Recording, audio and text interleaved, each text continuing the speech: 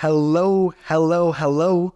You might notice something different about this episode, which is that I'm standing up instead of sitting down. The reason for me standing up instead of sitting down is because I want to work on my keynote speaking. It is a huge goal of mine to speak. I want to put a number to it because I believe tangible goals are more realistic that you will actually accomplish them. So I want to speak 3 times this year. In the past, I've given one speech. I gave one impromptu speech at an event for a book called The Third Door, and I spoke to a crowd of, I want to say 50 to 100 people, and it was electric. People told me they liked my speech, and I had nothing prepared, and I was super nervous, which goes into the theme of this episode, which is 7 solutions/suggestions to get over the fear of what other people think about you. To show you some credibility and why I'm on a high of this topic right now is that this past weekend, I freestyle rapped in front of 700 people. Now, this is probably the most nervous I've ever been, and I can't say that my performance was that great. Here's a sneak peek.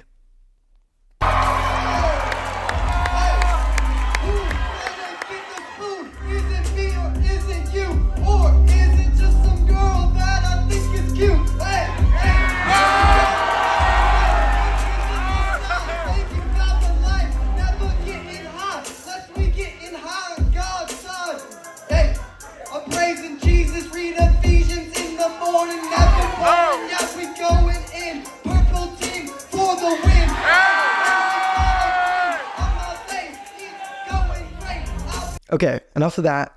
The point is that I was scared to do it and I did it. And today we're talking about the fear of what other people think of you. I don't have any sources, but I'm almost positive that the most common fear is the fear of public speaking. In a world of digital media and comparison, we have so much fear about what people think of us. That's just the truth. And so I've been reading this book called Feel Good Productivity. And if you like what you hear in this message, you might as well buy the book because this whole message is based off one of the chapters in Feel Good Productivity. The book gives 6 solutions to overcome the fear of what other people think about you. And it's not necessarily aimed at the fear of what other people think about you, but it's just how fear holds you back from creating better habits, how fear holds you back from doing tasks that you want to do. So I will get into the first point. But before I do that, I like to start off every episode with my why behind the show, which is that I want to inspire you all to invest in soul wealth. Soul wealth is a contradiction to the classic wealth. Most people measure success by wealth metrics, which are your money, your possessions, your achievements, and or your status. And the goal of my podcast is to change the way you measure success to relationships and memories. I always say, of course, I want this podcast to go viral. Of course, I want this message to be heard by millions of people. But even if it doesn't, if I have a good time doing this, if I create a positive memory, practicing my keynote speaking and speaking to you, even if only 20 of you guys listen to this podcast, but I create a relationship with you guys that I've talked to my fans, I'm so blessed that I'm small enough to talk to my fans. I'm so blessed that I can respond to all my DMs. I can respond to all my comments. And I know one day I won't get to do that. So by the metric of soul wealth, I really enjoy having a small audience. And I'm welcoming in with an abundance mentality, the future audience, the future, what I think might be millions of people, but I'm in no rush to get there. I'm grateful for this. That is soul wealth. Anyways, today we're talking about the 7 steps/solutions/suggestions to overcoming what people think of you. The first one is the emotion label. So what this says is that by simply adding a label to your emotion, simply explaining your fear to yourself, you are more likely to overcome it. So an example, you might say, I'm scared of spiders. And you might leave it at that. Your whole life you've told people you're scared of spiders. When you go to label your emotions, what you would say is, I'm scared of spiders because I think that if I touch one, it will leap on my hand, bite me, it will infect my arm, and it will fall off. That might be the fear. You're putting a label to your fear. You're exaggerating it out. And so I'll give you an example of my own life.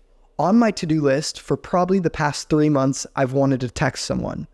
It is a mentor, an entrepreneur that I look up to. I'm going to change his name for the purpose of this podcast, but let's call him John. I've wanted to text John every week for the past 3 months, and I have it on my to-do list every Tuesday, and I don't do it. Yet, the other things that come up on my to-do list, I do them. And I have many to-do list tasks that involve calling people, that involve texting people, and I have no trouble doing them. So up until this point, I've just said, hey, I'm busy. I don't know. I haven't gotten around to texting that person. They're busy. They're older than me. They have a more important life.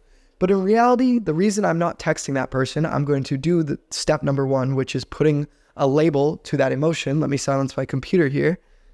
The reason I haven't texted John is because one time in the past, John invited me to come meet him in New York City. Or I was in New York City. He invited me to come meet him in upstate New York. And he told me to get to his house at a certain time. And I woke up the next morning. I missed one train, and then I missed a second train. And then I got on a phone call with John, and he roasted me. And John said, have I ever let you down once? No. You can't even make it to my house. And he roasted me, and he went in on me. And ever from that moment, he never told me to stop texting him.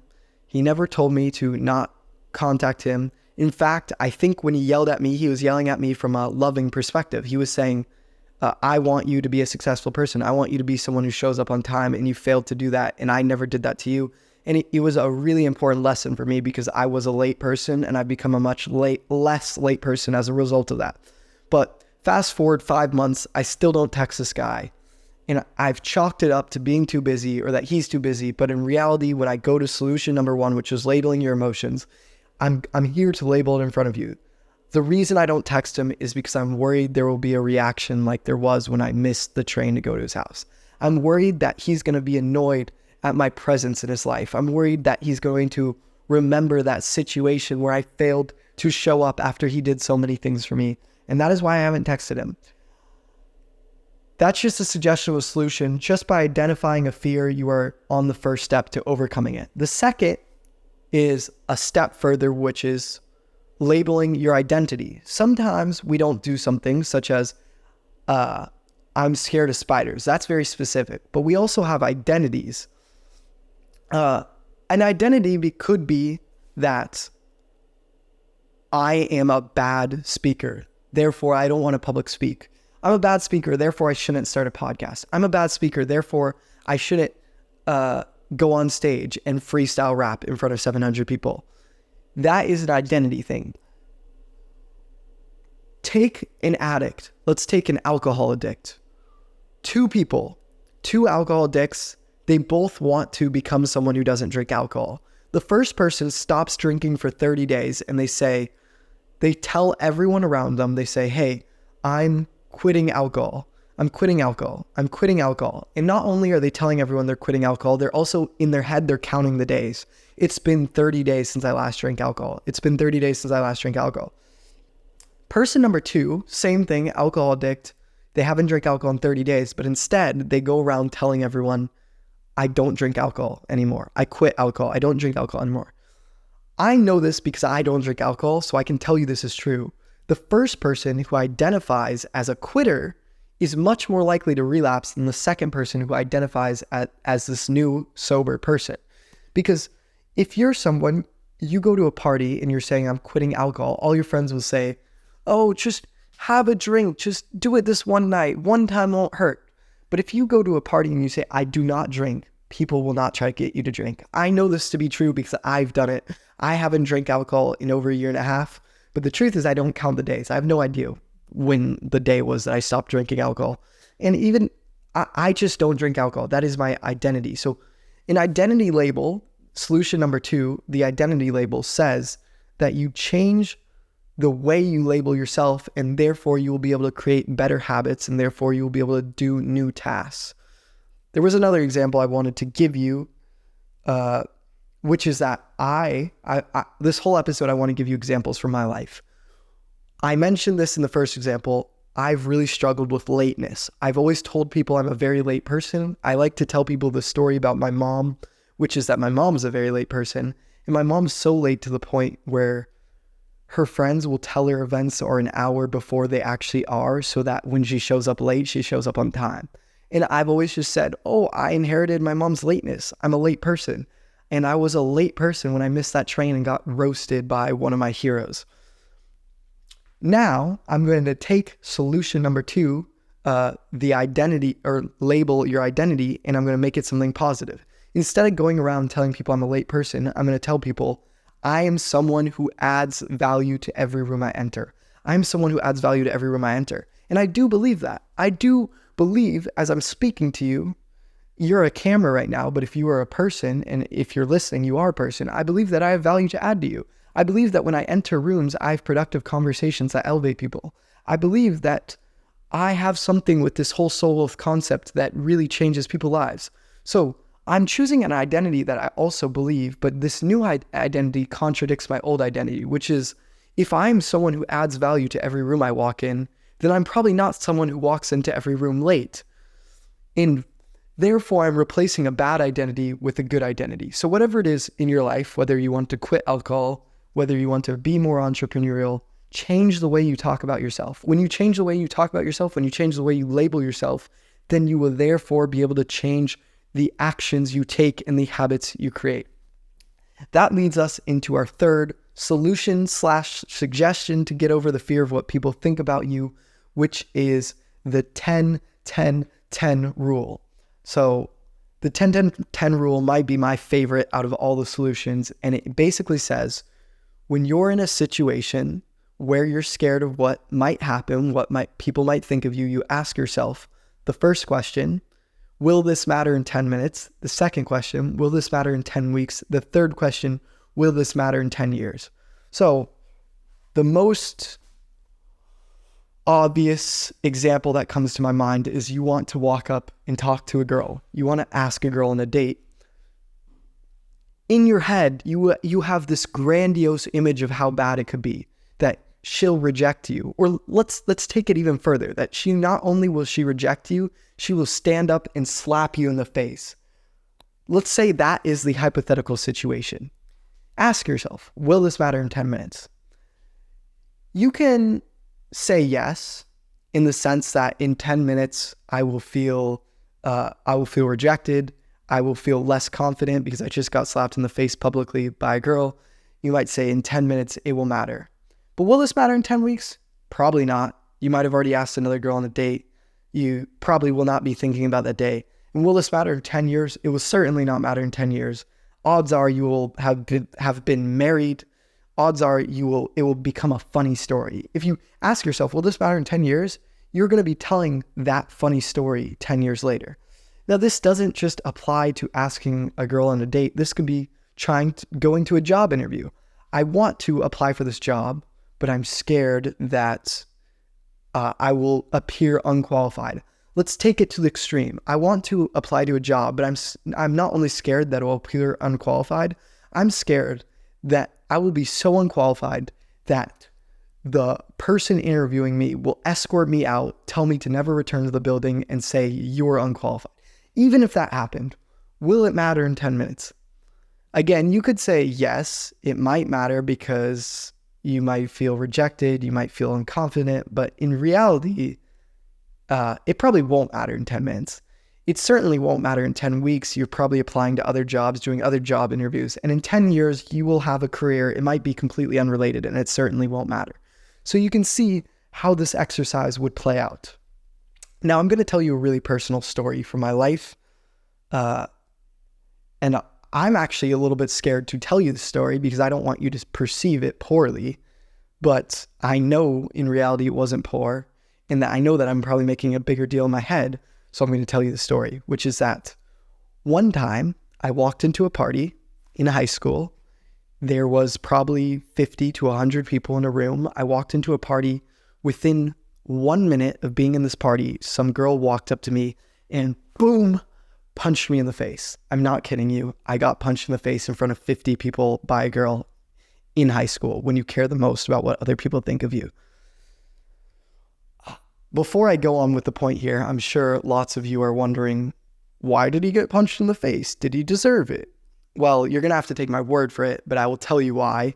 The person who punched me in the face, I did not have a relationship with the person. I did not do anything to that person. In fact, what had happened is that the person who punched me in the face had a friend that was a really good friend of mine, and I made some rude jokes to that really good friend of mine. I didn't hurt that friend. I didn't do anything. I made some really rude jokes to a good female friend of mine, and she didn't say anything. She told her friends the story, and her friend, on her own free will, decided to punch me on her behalf. I did not have a relationship with her friend. I was as shocked as you guys are hearing the story, and it was the most embarrassing, keep in mind, I'm a high school. I think so much about what people think of me. It was the most embarrassing, most awkward, most traumatizing moment of my life. I don't want to put traumatizing, but it was pretty friggin' awkward. And I'm telling you now, that was probably 4 or 5 years ago. Will this matter in 10 years? No. In fact, it has become a funny story that I share with my friends. It has maybe even made me confident, because now when I think about public speaking or when I think about doing nervous stuff, could it be worse than getting punched in high school in front of 50 people by a girl? That's the only time I've ever been punched in the face, never gotten physical altercations. Let's move on to the fourth step/solution. The fourth step/solution is, hold up, let me think. I'm pulling this out of the memory. Frick, I might have to look over here. The confidence equation.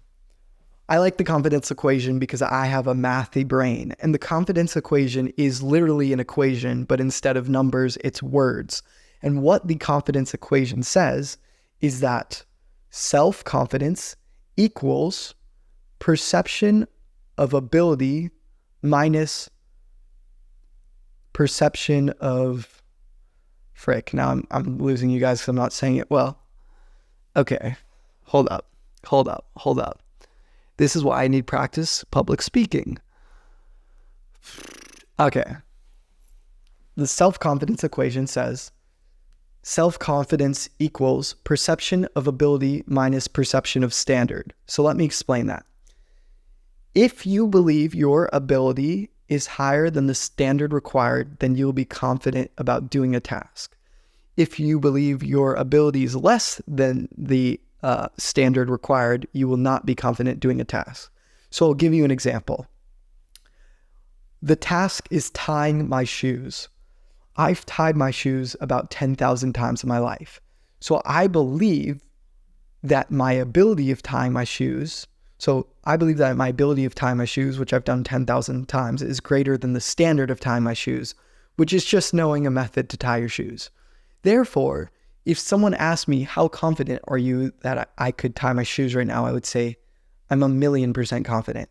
I could do it with my eyes closed. I could tie my shoes. I could probably do it left-handed. I could probably do it if someone replaced my right hand with another left hand. I could probably tie my shoes with 2 left hands. Let's take a different example, a more medium example. I want to start going to the gym consistently. Well, my perceived ability, I've been an athlete all my life. I've played sports all my life. I've gone to the gym after the years that I played sports.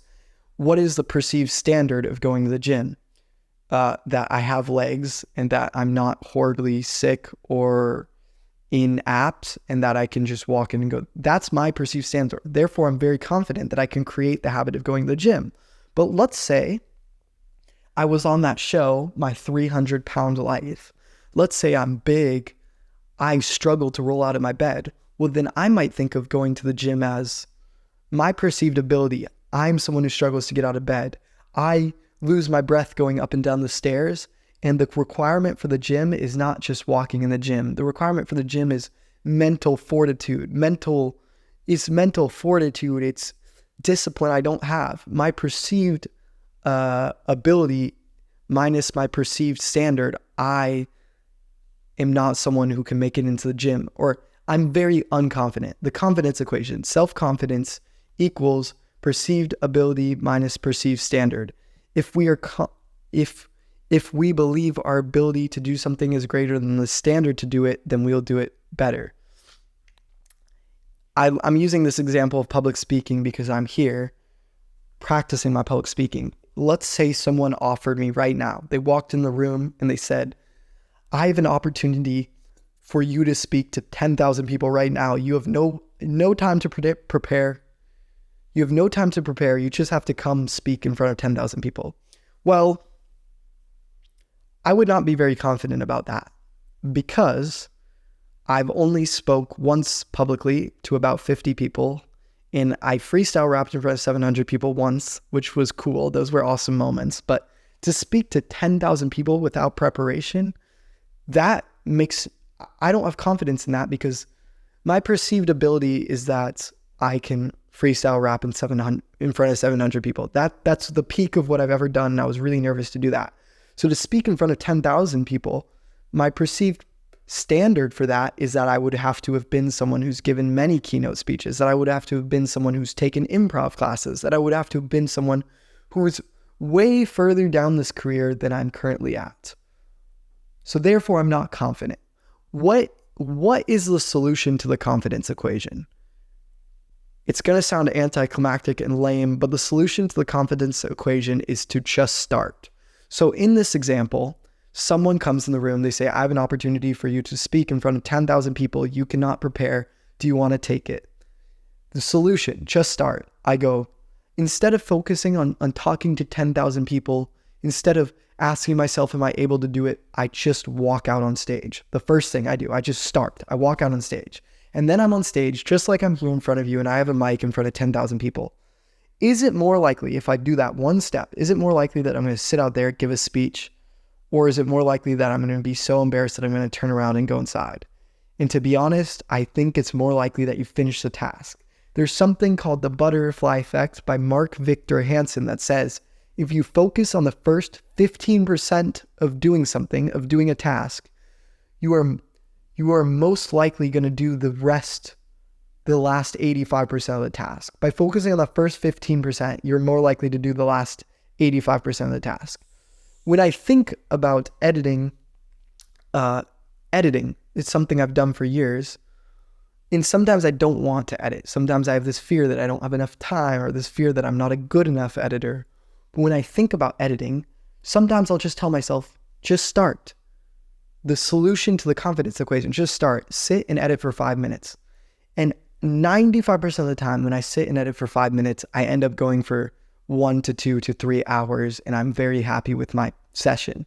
But if I not just sat down for 5 minutes, if I said I have to do 2 hours, I have to do 3 hours, then I might have let that fear, that overwhelmingness stop me from doing the task or creating the habit. So the fourth solution is the confidence equation, and the solution to the confidence equation is to just start.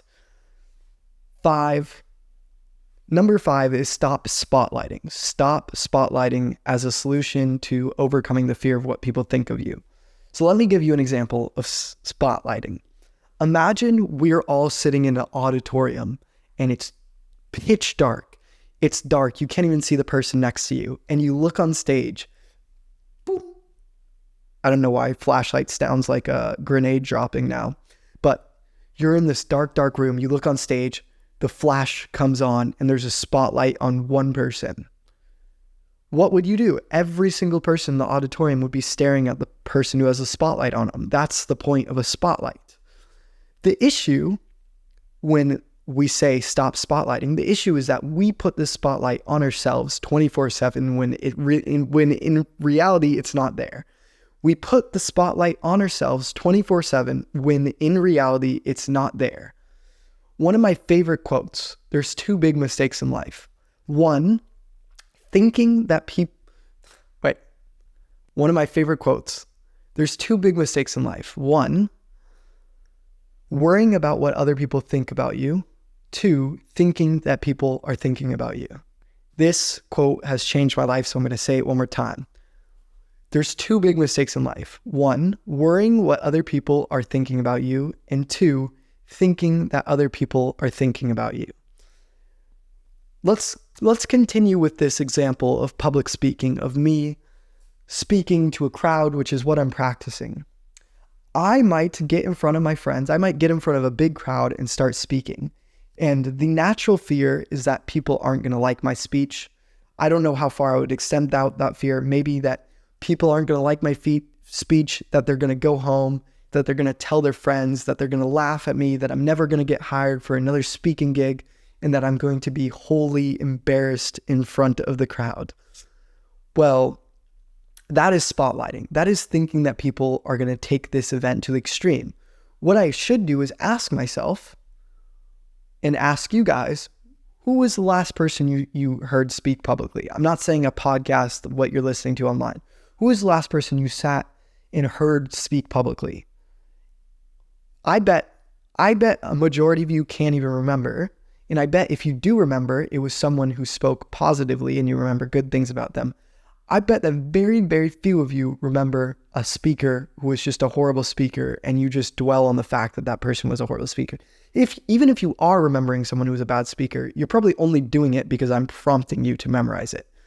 So if I can say that's true in my past experience, and it's probably true in all of your past experiences, then why am I getting up on stage thinking that people are going to humiliate me and bring it with them for the rest of their lives when I've never done that to someone else, and I'm sure you guys can't think of an example of that. So it's like spotlighting is when we put the spotlight on ourselves when it really shouldn't be there. Two big mistakes in life: worrying about what other people think about you and thinking that other people are thinking about you. The solution is to just constantly remind yourself how little people care. We are too busy thinking about ourselves we're too busy to think about ourselves to constantly be thinking about others. This is not to say that you will never get a negative thought about you or that you'll never deal with hate. I just read a comment this morning that was like, why do you film the podcast if no one listens? And I just laughed at it, but that's not the goal here. It's just to remind yourself, you care about yourself more than anyone else. So the standard that you're holding to your fear of other people thinking about you, they're probably just thinking that about themselves rather than worrying about you. And this leads into our sixth point, which is the Batman effect. I think it's better labeled as the Spider-Man effect, which this sixth solution / suggestion / step to not worrying about what others think about you says that you should create an alter ego that embodies all the characteristics of what you want to take up to complete a desired task, to create a desired habit.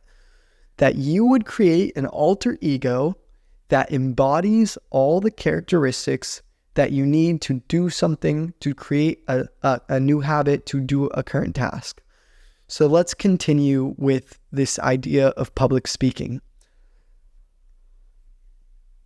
Instead of Aussie films going up there to embarrass himself, I'm going to put on this new persona, Azo Abundance.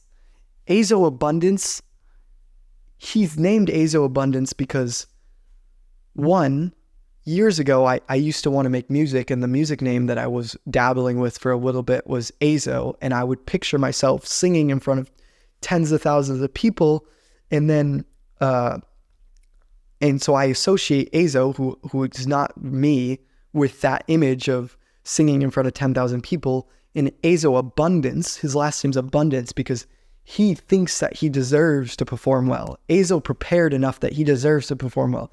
Azo is not the type of person who's worried about what others think about him. Azo has this swagger, has this confidence. Azo is not Aussie. And so what you do to achieve that alter ego is you visualize yourself I don't want to get too woo-woo, too weird, but it's you literally visualize yourself. What does Batman do when he becomes Batman? What does Bruce Wayne do when he becomes Batman? What does Peter Parker do when he becomes Spider-Man? And I like the example of Peter Parker better because it's like Peter Parker is this nerdy kid who's relatively unrecognized in his regular life. He has his news camera job or whatever the heck Peter Parker does. And he's not that important. People aren't thinking that much about him. But as Spider-Man, he saves the world. The whole New York City, one of the biggest cities in the world, knows about him. He can be completely confident, fighting villains, saving people. That is Spider-Man. So you might think this one sounds silly. You might think why would I do this? This is silly. you should save that advice for the kids. And I will reference kids. There's a study where they had two groups of kids try to complete a task. I don't remember what the task was. Let's say read 10 pages of a book. Around the kids, there was very distracting things. Ice cream trucks, playing music, other kids playing, things that would make the kid want to close their book and go partake in the other activities. One group of kids was given the task, read 10 pages of a book, and the other group of kids was given the task where they said, hey, you are taking this task on as your favorite superhero. So I want you to read that book like you're Batman. I want you to read that book like you're Dora the Explorer. They made this study, and the people who were given an alter ego, the kids that were given an alter ego, performed way better at completing the task than the ones who weren't. This study has been recreated many times, and has been tested many ways, and always the people with the alter ego perform better. You might be saying, Ozzy, why are you referencing little kids? This is for little kids. Little kids have an imagination. Beyonce, yes, the Beyonce, the mega famous Beyonce, has an alter ego. Her alter ego's name is Sasha Fierce. Fierce. I don't know why she gave the last name Fierce, but probably because Sasha Fierce comes on stage and sings the songs with gusto, because Sasha Fierce runs the stage. That the insecure Beyonce, she's not worthy for the stage, but when Sasha Fierce comes out, she's worthy. Adele, another mega famous singer who struggles with extreme performance anxiety. She struggles to get up on stage and perform. She was so inspired by Sasha Fierce, by Beyonce's alter ego Sasha Fierce, that she came up with her own alter ego and named it after Beyonce's alter ego, and her alter ego is Sasha Carter. The Carter is taken from some other musical legend, but she literally has an alter ego called Sasha Carter. She taps into Sasha Carter. She loses her fear of going on stage, and she goes on stage. So I'm reading about this. I'm doing the research because I want to add value to you guys. And I'm like, I'm Azo Abundance. I wish I knew about this before I freestyle rapped in front of 700 people, because I was thinking I was making two big mistakes, which I was spotlighting myself. And it was fair to spotlight myself because I was on stage in front of 700 people. But I was also thinking about it so much as a reflection of me. I was thinking, these people, this performance is going to stay with these people, when in reality, they probably just moved on to the next performance and didn't care. And I was attaching it to me. This is how I perform. This is my identity. When in reality, I could have just been Azo Abundance out there, been like, boom. And I probably would have had a way better freestyle rap. I probably would have been like, hey, yo, I can make something great. You're so late. I'm saying it up, I'm staying up late, I'm going eating food off my plate. You know what they say, every day a great day. Who you watching, I don't care. I be doing my hair, pulling up Azo Abundance. I don't really give a nah, I don't even cuss. What you thought, what is up? I be looking to the sky, flying high like a bird. What you go, all these girls, they be twerking. No flirting, I wait till marriage to make a baby carriage. Yeah. So there you go, little freestyle. I don't know if that was good, but you probably won't care 10 minutes after you listen to this. Even if you thought it was horrible, you might leave a hate comment, but you probably won't care in 10 minutes. I certainly won't care in 10 minutes, even if that was embarrassing. I'm going to upload this after watching it. I might watch that and be like, that's cringe. Will I care about it in 10 minutes? Probably not. 10 weeks? Certainly not. 10 years? I won't remember that I did it. So that leads us into our seventh and final point, which this is my own point. I didn't take it from the book. And I call this God's perspective, which is that God's perspective, I will say I'm a Christian, although I think most religions or most people who aren't Christians could probably relate to this.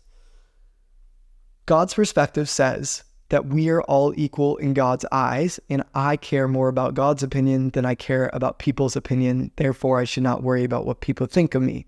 It's easier to say, harder to do. As many of these solutions are easier to say and harder to do. But I'm someone who reads the Bible every day. I really believe the words in the Bible. And so although I'm not, but let's say there's been times where I've been nervous to talk about God. There's been times where I say, I want to talk about God, but I don't know how people are going to react. I'm a college kid. I used to be a fraternity kid, and now I'm talking about Jesus Christ and what are people gonna, by the way, Jesus Christ, the King of Kings, King of the universe who died for my sins. I'm not talking about Jesus Christ as in the curse word, as some of you degenerates might use, but I'm thinking about this. I was this frat kid. I might talk about Jesus on my podcast. I might put him on my Instagram. I might tell a stranger about them. How are they going to react? Are they going to think I'm weird? Are they going to associate me with some weirdo Christian image? I don't know. But the truth is, when I see it from God's perspective, there's two things that happen. The first thing is that we are all equal in God's eyes. God created us equally for a unique purpose. And if I'm put on this earth so that I can speak to this camera and tell you about Jesus, then I don't need to worry about what other people think about me, because we are on the same playing field. And that is the issue that we make a lot of times in our lives, is that we put someone on a different playing field. And there's definitely times where I've done this, and there'll definitely be times I do this in the future, where I might be sitting down with a really big guest, and I might be worried about what that guest thinks of me, because that guest has a certain status, they have a certain money, they have certain accomplishments, and I might be worried to talk about Jesus to that guest because I'm worried about being embarrassed, or I'm worried about what they think about me. But if I take it from God's perspective, number one, we are all equal in God's eyes. So why am I valuing someone because of their money, possessions, or achievements? Why am I looking at them differently? Sure, I'm not here to say you can't acknowledge those things. You should acknowledge those things. You shouldn't walk up to a famous person and pretend that you don't know who they are. The two worst things to do when you meet a famous person is, number one, be a fanboy. Oh my gosh, so nice to meet you, be a fanboy. The second worst thing is to pretend like you don't know who they are. You go, oh, hey dude, I don't know who you are. Yes, you do. And if you don't know who you are, then it will be authentic when you're doing that. But if you're just pretending you don't know who you are, that's equally as cringe as being a fanboy. And so, where am I going with this? I've been ranting, I'm sorry. But God's perspective, we're all equal in God's eyes. So yes, I can acknowledge that someone's accomplished something great. I can acknowledge that this guest is bigger, has a greater status, achievements, but if I take it from God's perspective, there's no reason to idolize them over anyone else. And if I'm not scared to talk to you guys and other 22-year-olds, then why would I be scared to talk to someone else who is equal in God's eyes to that person? So that's the first thing to think about from God's perspective. The second thing, which me as a Christian from God's perspective, is that I have a unique purpose. First thing is we're all created equally. The second thing is I have a unique purpose. And therefore the second thing is worrying about God's opinion more than others. There's a part in the Bible where God says our works are like dirty rags to God. So I'm not saying, oh, I'm going to go do these things to impress God. I'm not saying I'm going to go donate to the homeless to impress God. But what I am saying is, if there's a situation like I'm scared to talk about Jesus right now, if there's like, I'm scared that, and I'm really not, because you're just a camera in my room, but let's say I was, because there have been situations where I've been scared to talk about Jesus. It's like, when I say I'm scared to talk about Jesus, do I think Jesus wants me to talk about Jesus? When Jesus writes through the Apostle Matthew, when he says, Matthew 28:19, go therefore and make disciples of all nations, baptizing them in the name of the Father, Son, and the Holy Spirit. Or in Romans, when he says, how will they know if no one goes and tells them?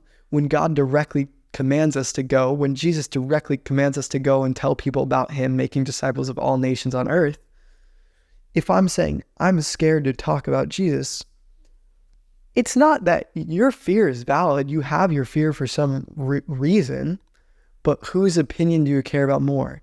You have that fear because of how people react. Do you really think Jesus is going to react poorly that you're talking about Jesus? Definitely not. So it's like, whose opinion do you care about more? You can acknowledge the fear. I'm not saying you pretend you don't have the fear, but for me, God's perspective, I care about God's opinion more. So therefore, I'm going to see it from his perspective. And I hope between these 7 points that something has stood out to you and that something can really help you. This is the most common fear in America. I think the world is public speaking. I think growing up on the internet, growing up in this comparison culture, we all have a fear of what others think about us, of what public speak. I don't want to speak for everyone, but it is a very common fear. You're talking to someone you're hearing someone talk who's really confident.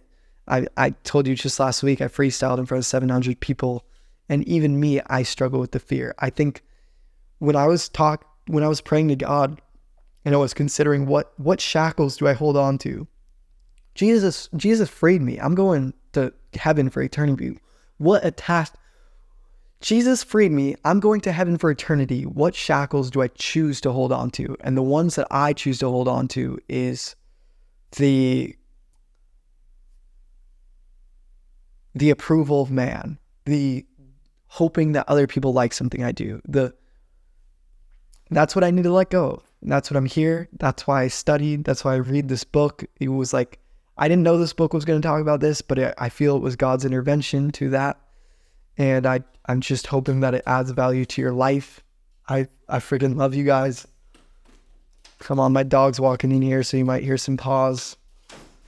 And let's see, how long have we been going? 40 minutes? Well, yeah, that's it. I love you guys. I hope this adds value to life, and I hope you can get over the fear of what other people think about you. Thanks for hanging out.